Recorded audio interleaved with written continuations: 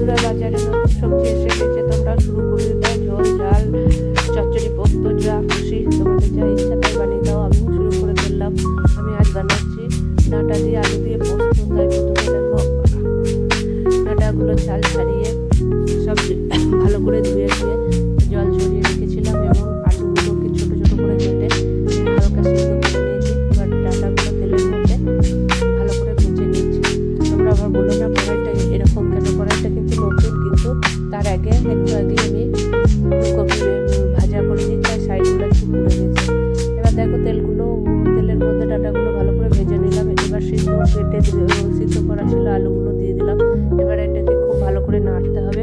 ভালো করে একটু ভাজা ভাজা হয়ে গেলে তারপরে সেটার মধ্যে দেখো একটু ভালো করে ভাজা ভাজা হয়ে গেলে একটু তার মধ্যে একটু লবণ দিয়ে দেবো, দিয়ে জল দিয়ে আর একটু ডাঁটাগুলোকে সিদ্ধ হওয়ার মতো ফুটিয়ে নেবো।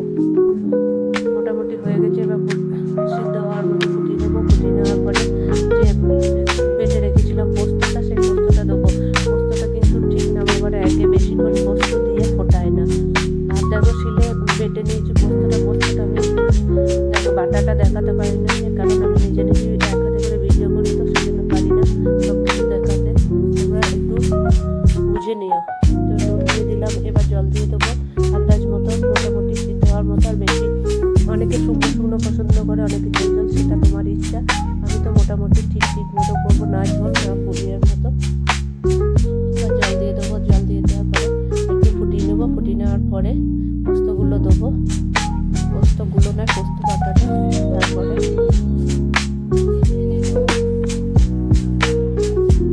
দিয়ে দেবো। এবার দেখো জলটা আর একটু দিয়ে দিলাম এবং ফুটে যাবে। ফুটে যাওয়ার পর পোস্তটা দিয়ে দেবো। দেওয়ার পরে একটু যেই ফুটবে, পোস্তটা ভালো করে ফুটে গেলে তারপরে সর্ষের তেল দিয়ে নামিয়ে নেবো। তোমরা কেমন করে জানিও। আর আমি না পোস্তর মধ্যে একটু হলুদ দিয়েছি। কেউ হলুদ দেয়, কেউ দেয় না। তো আমি ডাঁটা দিয়েছি বলে একটু জাস্ট হলুদ দিয়েছি, কালারটা একটু ভালো আসবে বলে। এবার যাদের যেমন ইচ্ছা, কেউ বলে ঘটিরা হলুদ দেয় না, আর বাঙালরা হলুদ দেয়। এসবের তর্কের মধ্যে যাচ্ছে না। তোমাদের যা ইচ্ছা তোমরা তাই করো। আমার মন হলো তাই আমি একটু দিলাম, আমার ভালো লাগলো বলে। তোমাদের ইচ্ছে মতো দিও। আর বন্ধুরা, তোমরা একটু আমার চ্যানেলটাকে সাবস্ক্রাইব করে দিও। এটাতে তো কোনো সাবস্ক্রাইব করতে তো কোনো পয়সা লাগে না, তাই পারলে একটু কঞ্জুসি না করে সাবস্ক্রাইব করে দিও। ভালো লাগলে একটা লাইক কমেন্টস করে দিও। Thank you.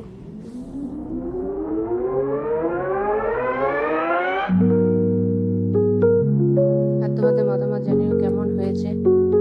আমি এরকম করি আর এর থেকে বেশি ভালো পারি না। সবাই ভালো থেকো, সুস্থ